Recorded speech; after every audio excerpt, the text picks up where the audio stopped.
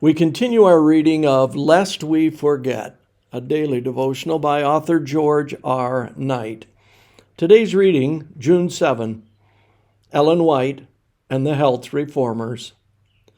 God be merciful unto us, and bless us, and cause his face to shine upon us, that thy way may be known upon the earth, thy saving health among all nations. Psalm 67, 1 and 2. Those with the knowledge of Ellen White's counsel on health will recognize that she was in harmony with most of the reforming views of the health reformers. Thus, she stood in good company when she rejected the use of poisonous drugs, which, in place of helping nature, paralyzes her powers. Ministry of Healing, page 126, Medical Ministry, page 224. In a more positive line, Ellen White supported the reformers in her recommendation of natural remedies: pure air, sunlight, abstemiousness, rest, exercise, proper diet, the use of water, trust in divine power. Ministry of Healing 127. The early Adventists were aware of both Ellen White's agreement with the health reformers of her day and her specifically Adventist contributions. Thus, J. H. Wagner could write in 1866 that we do not profess to be pioneers in the general principles of health reform.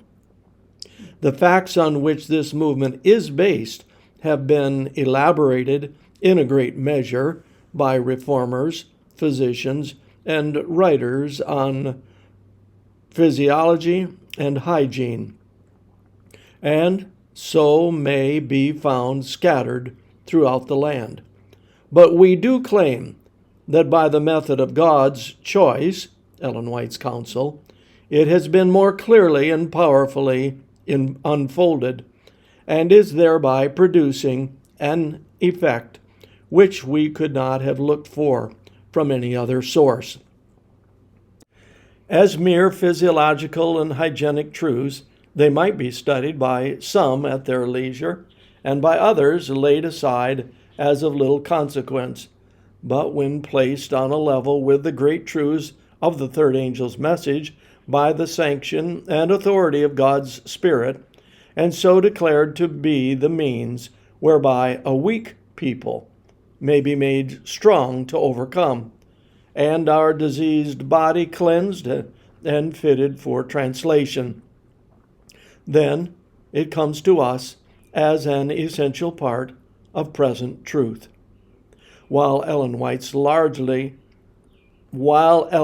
largely agreed with the health reformers of her day, one of her contributions in the area of health was to integrate the message of health reform into Adventist theology. From the time that she first began to write on the topic in 1863 to the present, Seventh-day Adventists have had a distinctive lifestyle. It has resulted in healthier bodies and longer lives. That longevity has been a demonstration to the world, as illustrated recently in the National Geographic magazine and other places. The witness of the church should be that of health in all areas of life. This concludes our reading today of Lest We Forget.